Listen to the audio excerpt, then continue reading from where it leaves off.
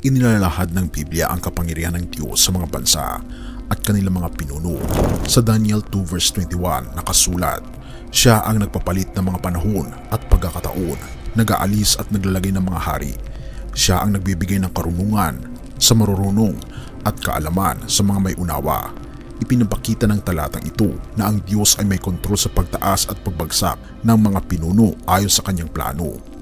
Gayon din sa Kawikaan 21 verse 1 sinasabi, ang puso ng hari ay parang batis ng tubig sa kamay ng Panginoon. Inihahatid niya ito saan man naisin. Ipinapakita nito ang kakayahan ng Diyos na gabayan ang desisyon at kilos ng mga pinuno upang matupad ang kanyang layunin. Sa panahon ng politikal na kaguluhan, tulad ng matinding tunggalian sa pagitan ng pamilyang Duterte at mga Marcos, ang mga hamon ng oposisyon sa kasalukuyang administrasyon, pinapaalala ng mga talatang ito sa mga mananampalataya na kahit gaano pa kagulo ang mundo, ang Diyos ay nanatiling may kontrol. Tinuturuan tayo ng mga talatang ito na magtiwala sa kapangyarihan ng Diyos. Alam na kaya niyang gabayan ang mga pinuno at bansa ayon sa kanyang kalooban. Ang pagtitiwalang ito ay nagbibigay ng kapayapaan at katiyakan sa gitna ng kawalan ng katiyakan sa politika.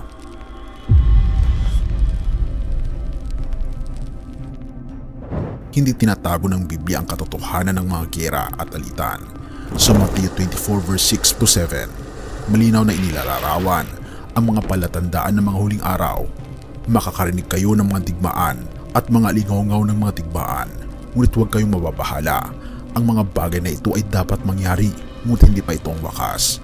Magtitindig ang bansa laban sa bansa at ang kaharian laban sa kaharian. Magkakaroon ng mga tagutom at mga lindol sa iba't ibang dako. Ang talatang ito ay nagsasabing hindi maiiwasan ang mga alitan at sakuna at hinihimok ang mga mananampalataya na manatiling matatag at hindi mababahala. Si Santiago sa kanyang sulat ay tumutukoy sa mga ugat ng alitan. Sa Santiago 4 verse 1 to 2, tinanong niya, ano ang sanhi ng inyong mga pag-aaway at paglalaban? Hindi ba't ang mga iyon ay mula sa inyong mga pagnanasa na naglalaban-laban sa inyong kalooban?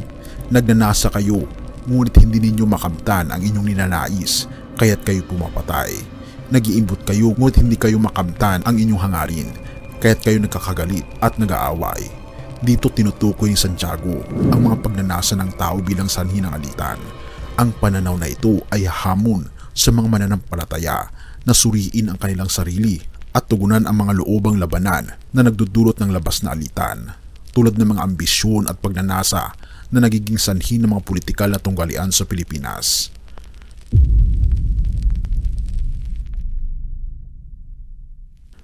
Sa gitna ng kaguluhang giyera ng politika, patuloy na tinatawag ng Biblia ang mga mananampalataya na maging mga tagapamayapa.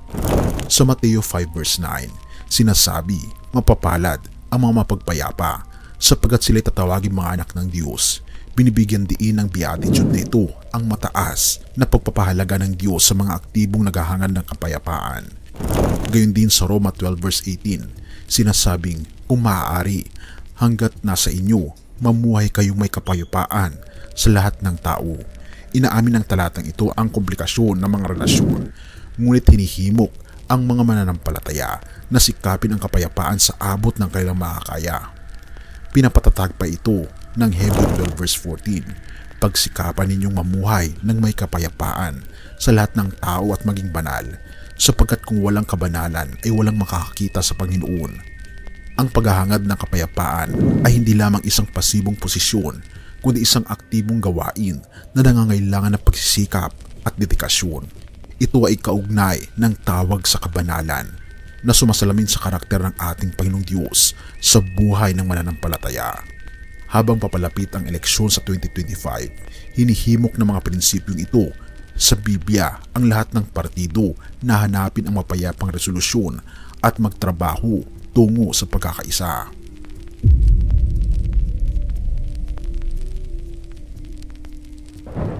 Ang pananaw ng Biblia tungkol sa isang makatarungang mundo ay lubhang kaiba sa mga kawalang katarungan na madalas makita sa mga politikal na alitan. Sinasabi ng awit 82 verse 3 to 4, ibigin ninyo ang nararapat sa may hina at sa mga ulila. Ipagtanggol ninyo ang mga api at mga dukha. Iligtas ninyo ang mga mahihina. at mga nangangailangan. Iligtas ninyo sila mula sa kamay ng mga masama. Ang mga talatang ito ay nagbibigay diin sa kahalagahan ng katarungan at responsibilidad ng mga mananampalataya na ipagtanggol ang mga mahihina at api. Ang Isaiah 2 verse 4 ay naglalarawan ng isang propetikong larawan ng hinaharap kung saan maghahari ang katarungan ng ating Panginoong Diyos. Siya ang hahatol sa mga bansa at magpapasya tungkol sa maraming bayan. Papandayan nila ang kanilang mga tabak upang maging mga sudsud at ang kanilang mga sibat upang maging mga karit. Hindi na magtataas ng tabak ang bansa laban sa bansa ni mag-aaral pa ng digmaan. Ang pangitain ng kapayapaan at pagbabago ay nagsisilbing isang pag-asang paalala na ang plano ng Diyos ay magkakasundo at pagkakaisa, kung saan ang mga sandata ng digmaan ay gagamitin para sa mapayapang layunin. Sa gitna ng politikal na alitan sa Pilipinas, tinatawag ng mga talatang ito ang mga lider at mamamayan na bigyang prioridad ang katarungan at katwiran.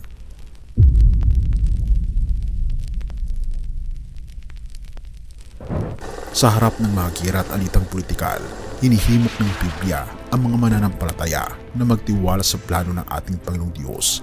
Sa awit 46 verse 9 to 10, ipinapahayag, kanyang pinatitigil ang mga digmaan hanggang sa mga wakas ng lupa. Kanyang binabali ang busog at sinisira ang sibat. Kanyang sinusunog ang mga kalasag sa apoy. Kayo'y magsitigil at kilalanin ninyo na ako'y Diyos. Ako'y mabubunyi sa mga bansa. Ako'y mabubunyi sa lupa. Ang mga talatang ito ay nagpapatunay sa kapangyarihan ng Diyos na tapusin ang mga digmaan at tumatawag sa mga mananampalataya na magpahinga at magtiwala sa kanyang kapangyarihan. Nagbibigay din ang ating Panginoong Hesus ng pangakong nagbibigay ng kapayapaan sa 1:16 verse 33.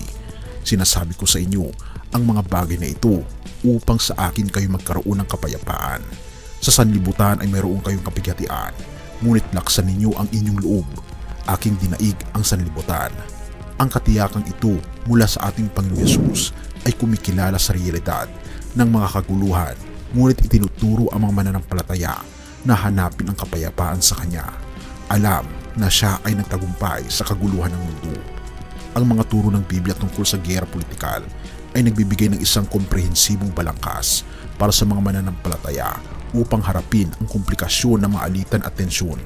Inaamin ito ang pagkakaroon ng mga giyera na madalas ay sanhi ng kasalanan at pagnanasa ng tao, habang binibigyang diin ang kapangyarihan ng Diyos sa kasaysayan at sa mga pinuno ng mga bansa.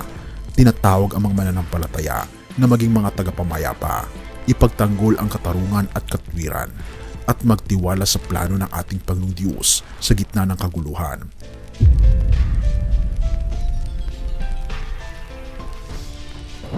Sa kabila ng matinding tensyon, mahalaga ang pagtuturo ng Biblia na maging mapagpayapa. Ang pagiging tagapamayapa ay hindi nangangahulugan ng pag-iwas sa katotohanan o pagkompromiso sa prinsipyo. Sa halip, ito ay isang tawag sa mas mataas na paraan ng pakikitungo. Isang paraan na nagtuturo ng pagkakaunawaan, respeto at pagmamahal. Sa isang bansang nahati ng politika, ang mga Kristiyano ay tinatawag na maging ilaw at asin, nagpapakita ng halimbawa ng mapayapang pakikitungo kahit sa gitna ng mga pagkakaiba.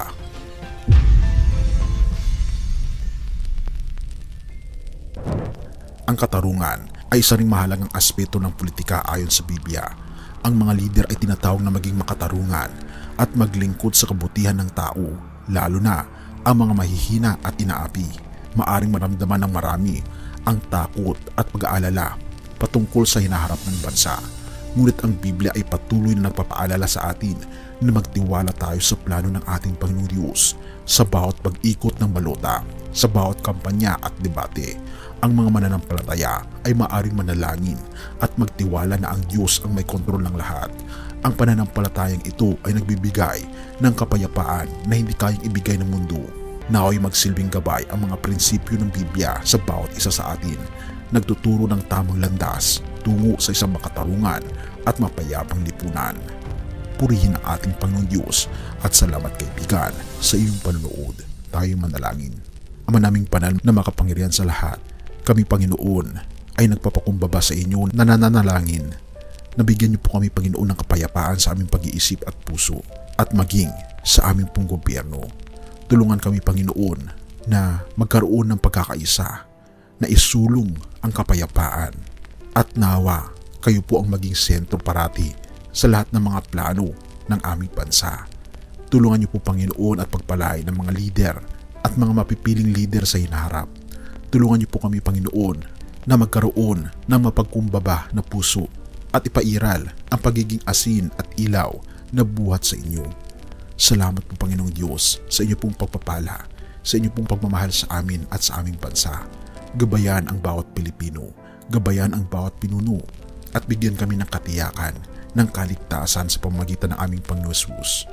Purihin ka o aming Panginoong Diyos at patawarin po kami sa lahat ng aming pagkukulang at pagkakasala, sapagkat ito ay aming samutiling sa matamis na pangalan ng aming Panginoong Jesus. Amen. Siyang aking patnubay, siyang aking gabay, siya ang tanging Panginoon magpakailanman.